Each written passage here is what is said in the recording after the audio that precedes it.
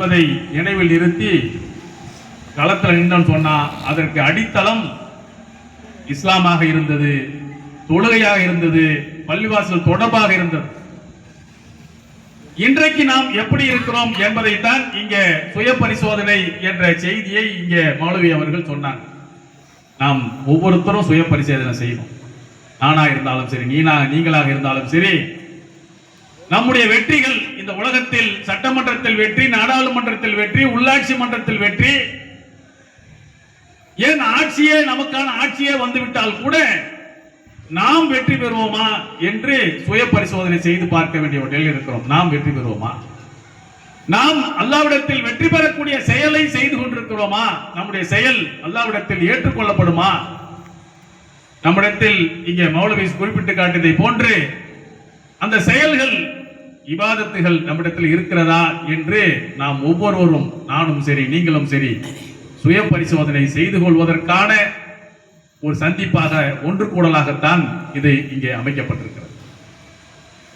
என்னமா நெருக்கடிகள் சூழ்ந்த போதும் கூட நம்மால் இந்த மண்ணில் மகிழ்ச்சியாக நெருக்கடிகளை எதிர்கொண்டு வாழ்ந்துவிட முடியும்.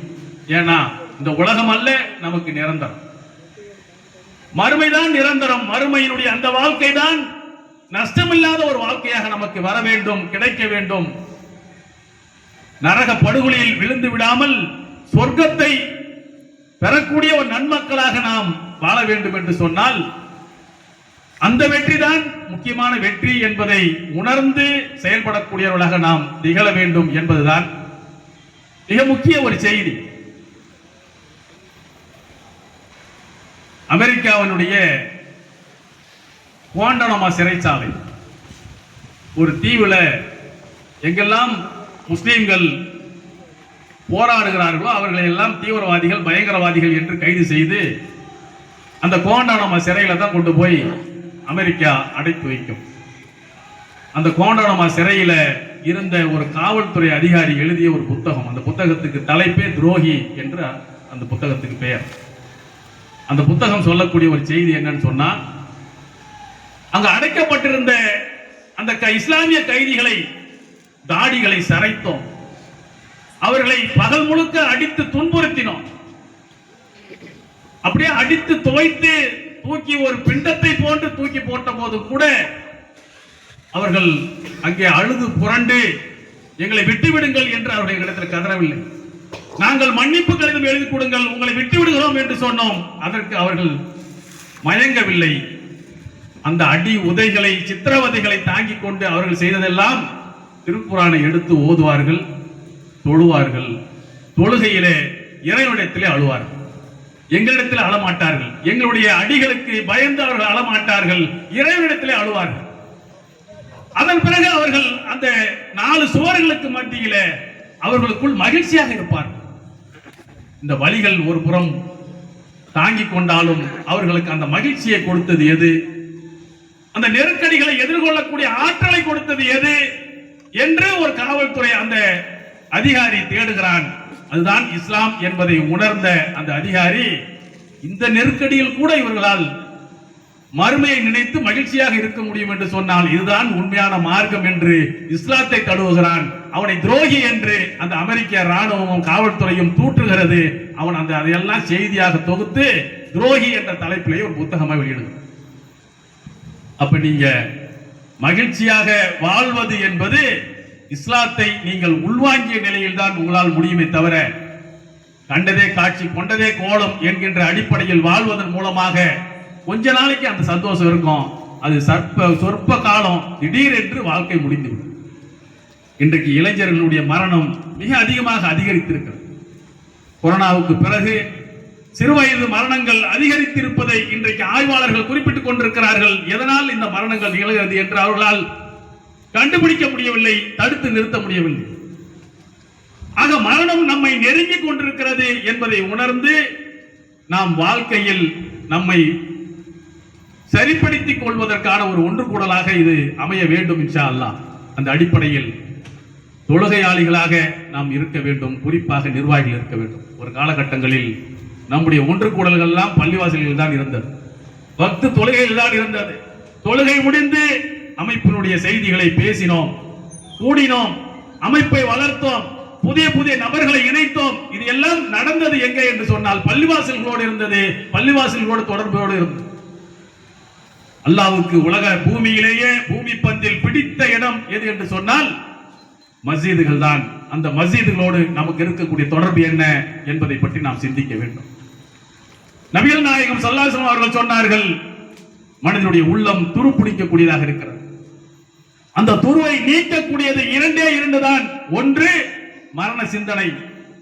எப்போது வேண்டுமானாலும் நம்மை மரணம் அடைந்துவிடும், நெருங்கிவிடும். இரவு படுப்போம், பொழுது விடுத்து உயிரோடு எதிர்ப்பதற்கான எந்த உத்தரவாதம் நமக்கு இல்லை.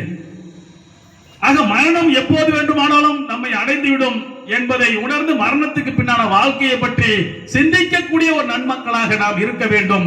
அது நம்முடைய உள்ளத்தில் படிந்திருக்கக்கூடிய துருவை, கசடை நீக்கக்கூடியதாக இருக்கிறது. இரண்டாவதாக திருக்குர்ஆனோடு நமக்கு இருக்கக்கூடிய தொடர்பு நம்முடைய உள்ளத்தில் இருக்கக்கூடிய கசடுகளை, அழுக்குகளை, துருக்களை நீக்கக்கூடியதாக இருக்கிறது. இந்த இரண்டு சிந்தனைகளும் நமக்கு வேண்டும். நமக்காக இறக்கப்பட்ட திருக்குர்ஆனோடு நமக்குள்ள தொடர்பு என்ன என்பதை பற்றி நாம் சிந்தித்து பார்க்க வேண்டும். எனக்கு அரபியில் திருக்குர்ஆன் ஓத தெரியாது என்று நாளைக்கு மறுமையில் நாம் சொல்ல முடியாது. உனக்கு எந்த மொழி தெரிந்தாலும் அனைத்து மொழிகளும் இன்றைக்கு திருக்குர்ஆன் மொழிபெயர்க்கப்பட்டு விட்டது. நம்முடைய செல்போனுக்கு வரக்கூடிய மெசேஜை பார்க்காம நம்மால் தூங்க முடியல. செல்போன் வரும்போது இங்க கூட இவ்வளவு செய்திகளை சொல்லிக் கொண்டிருக்கக்கூடிய இந்த கூட்டத்தில் ஒரு போன் அடிச்ச உடனே எழுந்து போயிடுறீங்க, இல்லைன்னா அங்கேயே பேசிக்கிட்டு இருக்கீங்க. கூட்டத்தினுடைய இடையூறு என்று கூட உங்களால் அதை கணிக்க முடியல. அல்லது வெளியே போய் பார்த்துட்டு அந்த செய்தி என்ன வந்திருக்கு, வாட்ஸ்அப்ல உடனே என்ன வந்திருக்கு, பதில் எதனா கொடுக்கணுமா, உடனே நடக்குது. ஆனால் அல்லாஹ் நமக்கு கொடுத்த செய்தி, நம்மை வழிநடத்த கொடுத்த செய்தி திருக்குர்ஆன். இன்றைக்கு திருக்குர்ஆனை எந்த அளவுக்கு நாம் தொடர்போடு இருக்கிறோம்? அல்ஹம்து சூராவினுடைய தமிழ் அர்த்தம் நமக்கு தெரியுமா? சூரத்துல் ஃபாத்திஹா என்று சொல்கிறோமே, ஒவ்வொரு வக்து தொழுகையிலும் அந்த சூரத்துல் ஃபாத்திஹா என்கின்ற அல்ஹம்து சூரா இல்லாமல் தொழுகையே இல்லை. ஆனால் அந்த அல்ஹம்து சூராவினுடைய அர்த்தம் என்ன, பொருள் என்ன என்பதை விளங்கி நாம் அந்த சூராவை ஓதி இருக்கிறோமா? விளங்கி கொள்வதற்காக வேண்டி நாம் அதை படித்திருக்கிறோமா என்பதை நாம் சிந்தித்து பார்க்க வேண்டும். ஆக தொழுகை என்பதும் குர்ஆனை வாசிப்பது, ஓதுவது என்பதும் எவ்வளவு முக்கியம் என்பதை நாம் புரிந்து கொள்ள வேண்டும், உணர்ந்து கொள்ள வேண்டும். அதற்காக நாம் இனிவரும் காலங்களை மாற்றிக்கொள்ள வேண்டும். இது எல்லாம் பழக்கத்தில் வர்றதுதான். இப்ப செல்போன் நம்மை விட்டு பிரியாத ஒன்றாக மாறிடுச்சு. நம்முடைய உடல் உறுப்பில் ஒன்றாக மாறிவிட்டது. கையை கூட எங்கன்னா விட்டுருவோம் பொழுது செல்போனை விட மாட்டோம். எங்க போச்சு செல்போன், செல்போன், செல்போன்னு செல்போனோடவே படுத்து செல்போனோடவே எந்திரிக்கிறோம். செல்போன் இல்லாமல் நம்முடைய வாழ்க்கை இல்லை என்ற அளவுக்கு ஆகிட்டு மூளை இன்றைக்கு சிறு குழந்தைகள் முதற்கொண்டு முதியவர்கள் வரை மூளையுடைய செயல்பாடே இன்றைக்கு மங்கி போய்விடக்கூடிய ஒரு பேராபத்தை இன்றைக்கு நாம் சந்தித்துக் கொண்டிருக்கிறோம். எவ்வளவு பெரிய சிந்தனையாளராக இருந்தாலும் சரி, எல்லாரும் இன்றைக்கு சிக்கிக் கொண்டிருப்பது எதுன்னு சொன்னா செல்போன்ல தான். அப்ப அதற்காக வேண்டி எத்தனை மணி நேரங்களை ஒரு நாளைக்கு செலவழிக்கிறோம் அப்படின்றத கொஞ்சம் சிந்திச்சு பார்க்கணும். அந்த நேரத்தை குறைக்கணும். அடுத்து என்ன செய்யணும்? அதிகாலையில் ஃபஜ்ர் தொழுகையினுடைய அந்த கண்ணியத்தை பற்றி, அந்த ஃபஜ்ர் தொழுகையுடைய முக்கியத்துவத்தை பற்றி இங்க மௌலவி அவங்க சொல்லி காட்டினாங்க. அந்த ஃபஜ்ர் தொழுகைக்காக வேண்டி காலையில் எழுந்திருக்கக்கூடியவர்களாக நாம் மாறணும். அதிகாலை நேரத்தை நமக்காக ஒரு மணி நேரம் எடுத்துக்கொள்ளணும். நம்முடைய குடும்பத்திற்காக செலவழிக்கலாம், இயக்கத்திற்காக செலவழிக்கலாம், சமூகத்திற்காக செலவழிக்கலாம். அது எல்லாம் மற்ற நேரம் நமக்காக, நம்முடைய உடல்நிலைக்காக, நம்முடைய மனநிலைக்காக, நம்முடைய மன அமைதிக்காக, நம்முடைய எதிர்காலத்திற்காக, நம்முடைய மறுமைக்காக என்று அதிகாலையில் ஒரு மணி நேரத்தை நாம் ஒதுக்கிக் கொள்ள வேண்டும். அது ஒரு வெற்றிக்கான ஒரு நேரமாக இருக்கும். அது என்ன ஒரு மணி நேரம்? காலையில ஃபஜ்ருக்கு எந்திரிச்சிருது, எப்படியாவது எந்திரிச்சிருது இன்ஷா அல்லாஹ். அலாரம் வச்சு எழுந்திருக்கிறது, வீட்டுல சொல்லி எழுந்திருக்கிறது, அல்லது நண்பர்களோடு இணைந்து ஒரு வாட்ஸ்அப் குழுமத்தை உருவாக்கி நாம் ஃபஜ்ருக்கு எந்திரிப்போம், காலையில ஃபஜ்ர் தொழுகையில பள்ளிவாசல சந்திப்போம் அப்படின்னு ஒரு நன்மையான விஷயங்களில் உங்களுக்கு ஒருவருக்கு ஒருவர் உதவி கொள்ளுங்கள் என்று அல்லாஹ் சொல்கிறார் திருக்குர்ஆன்ல. அப்படி ஒரு உதவுதலை நமக்குள் உருவாக்கி கொள்ள வேண்டும். தீமையான விஷயங்களில் ஒருவருக்கு ஒரு உதவி செய்யாதீர்கள், நன்மையான விஷயங்களில் ஒருவருக்கு ஒருவர் ஒன்றிணையுங்கள், உதவி செய்து கொள்ளுங்கள் என்று சொல்கிறானே, அந்த அடிப்படையில் ஒரு வாட்ஸ்அப் குழுமத்தை உருவாக்கி கூட காலையில் ஃபஜருக்கு நீ என்ன எழுப்பு, நான் தூங்கிட்டேன்னா நீ எழுப்பு, இல்லைன்னா நான் எழுப்புறேன் உன்னை, இப்படி காலையில் ஒருவருக்கு ஒருவர் உதவி செய்து எழுந்து ஃபஜர் தொழுகையை முடிக்கிறது. மூணு விஷயத்தை மட்டும் காலையில தொடர்ந்து ஒரு 21 நாள் மட்டும் செஞ்சிட்டோம்னா போதும், தாக்கு பிடிச்சு அதுவே நம்முடைய வாழ்க்கையினுடைய பழக்கமாக மாறிடும். சொல்றோம். அதிகாலையின் அதிசயங்கள்னு ஒரு புத்தகம் இருக்கு. அவன் நமக்கு ஃபஜர் தொழுகையை அல்லாஹ்வுடைய தூதர் நமக்கு கொடுத்து அதனுடைய அருமை பெருமைகள் நமக்கு சொல்லிட்டாங்க. இன்னைக்கு ஆய்வு செய்து சொல்றான், அதிகாலையில் எழுந்திருப்பவர்கள் மட்டும்தான் வரலாற்றில் சாதனைகள் படைக்கக்கூடியவர்களாக இருக்கிறான், மற்றவனால் அது முடியறதில்லை என்பதை சொல்லி காட்டுகிறார்கள். ஆக அந்த அதிகாலை நேரத்தில் எழுந்து என்ன செய்யணும்? முதல்ல தொழுகையை முடிக்கணும். அதுக்கு அடுத்து என்ன செய்யணும்? ஒரு அரை மணி நேரம் உடற்பயிற்சி. இன்றைக்கு உடற்பயிற்சி இல்லாத ஒரு சமூகமாக, உடல் உழைப்பு இல்லாத ஒரு சமூகமாக இன்றைக்கு பெரும்பாலும் ஆயிட்டோம். தொழிலே உடல் உழைப்பு இருந்துச்சு சொன்னா பிரச்சனை இல்லை. தொழில் அது போன்ற உடல் உழைப்பு இல்லாத தொழிலாக நிறைய செய்ய ஆரம்பிச்சிட்டோம். இன்றைக்கு உடல் உழைப்பு குறைஞ்சிடுச்சு. கடையில போய் நிக்கிறதோட சரி, வியாபாரம் பார்க்கறதோட சரி, மற்றபடி வேர்வை சிந்தி உழைக்கக்கூடிய உழைப்பு நம்ம இடத்துல இல்ல. அதனால தான் இன்னைக்கு சுகர்லாம் அதிகரிச்சிருச்சு. சுகர் என்பது வேற ஒண்ணும் இல்லை, அது ஒரு பணக்கார நோய். இன்னைக்கு எல்லாருக்கும் வந்துடுச்சுன்னு சொல்றோம். ஏன் வந்துச்சு எல்லாருக்கும் சொன்னா, இந்தியாவிலேயே ஒரே ஒரு மாநிலத்தில் மட்டும் சுகர் ரொம்ப குறைவு, ஒடிசாவில். ஏன்னா இன்னமும் அங்க உடல் உழைப்பு அதிகமாக இருக்கிற காரணத்தால் அவன் சாப்பிடக்கூடிய கோதுமையை செரிமானம் செஞ்சிருது. இங்க நாம சாப்பிடுற அரிசியை செரிமானம் ஆகாத காரணத்தால் நம்ம இங்க சுகர்ல மாட்டிடுவோம்.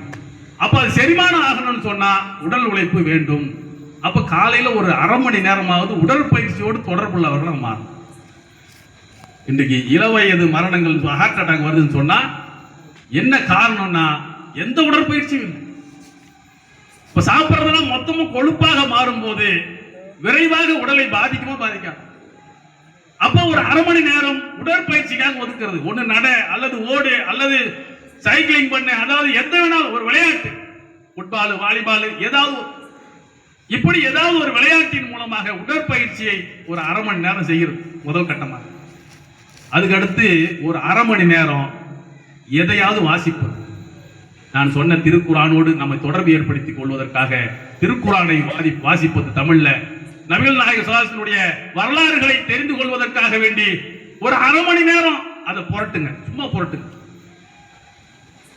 அதுல 2 செய்தியை உங்க மனப்பாடமா எடுத்துக்கங்க.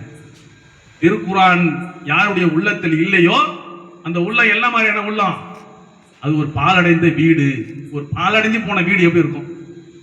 பாலடைஞ்சு போன வீட்டை யாராவது விரும்புவாங்களா? அந்த வீட்டுக்கு பக்கத்துல யாரா போவாங்களா?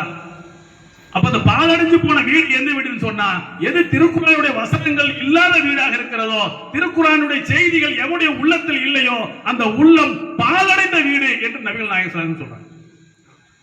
அப்ப அந்த நிலையிலிருந்து நாம் நம்மை பாதுகாத்துக் கொள்ள வேண்டும் என்று சொன்னால் நாம் காலையில் ஒரு அரை மணி நேரம் அப்படி ஒரு தொடர்பை ஏற்படுத்திக்கணும். அப்ப காலையில ஒன்று தொழுகை, இரண்டாவது ஒரு அரை மணி நேரம் உடற்பயிற்சி, மூன்றாவதாக ஒரு அரை மணி நேரம் என்ன செய்யணும்? நம்ம படிக்கணும், வாசிக்கணும். எதையாவது வாசிக்கணும். நல்ல செய்திகளை தெரிந்து கொள்ள வேண்டும் என்ற ஆர்வத்தில் புத்தகங்களை வாங்கி ஒரு பக்கம் படிங்க. சும்மா ஒரு பக்கம் படிச்சுட்டு உங்களால முடியல அரை மணி நேரம், ஒரு 1/4 மணி நேரம். ஆக இந்த 21 நாள் நம்ம வேணா ஒரு வாட்ஸ்அப் குழுமம் உங்களுக்கு ஆர்வம் இருந்துச்சுன்னா உருவாக்குங்க. அந்த வாட்ஸ்அப் குழுமத்தில் எல்லாரும் இணைஞ்சிக்குவோம். நீங்க காலையில இன்னைக்கு ஃபஜர் தொழுத, இன்றைக்கு காலையில உடற்பயிற்சி செய்த, இப்ப இந்த புத்தகத்துல இந்த ஒரு பக்கத்தை வாசிச்ச அப்படின்னு இந்த 3 செய்தியை மட்டும் போடுங்க. தொழுகை, உடற்பயிற்சி, வாசிப்பு, இந்த 3 செய்தி மட்டும். ஒரு 21 நாள் சேலஞ்ச், 21 டேஸ் சேலஞ்ச், 21 நாள் சவால்.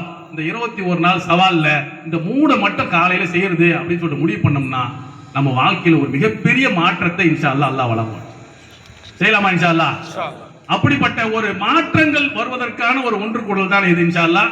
அப்போ ஒரு இயக்கம் வலுப்பெற வேண்டும், வீரியம் பெற வேண்டும், இன்னும் நிறைய பெரிய சாதனைகளை இந்த இயக்கம் செய்ய வேண்டும் என்று சொன்னால் அந்த மாற்றம் நம்மிலிருந்து உருவாகும். நிர்வாகிகளுக்கு அந்த மாற்றங்கள் இருக்கும். நம்மிடத்திலே தொழுகை இல்லை, நம்மிடத்திலே ஒழுக்கம் இல்லை, நம்மிடத்திலேயே செயல்பாடுகள்ல சரியில்லைன்னு சொன்னா நம்ம போய் எதையும் சாதித்து விட முடியாது. ஆக அது போன்ற ஒரு ஒழுக்கம் நிறைந்தவர்களாக, நல்ல பல செயல்கள் கொண்டவர்களாக, தொழுகையாளிகளாக நாம் அனைவரும் செயல்படுவதற்கு, திகழ்வதற்கு எல்லாம் வல்ல அல்லாஹ் அருள் புரிவானாக என்று கேட்டு இந்த வாய்ப்புக்கு நன்றி கூறி நிறைவு செய்கிறேன். வாஹிரதாவான அல்ஹம்துலில்லாஹி ரப்பில் ஆலமீன். அஸ்ஸலாமு அலைக்கும்.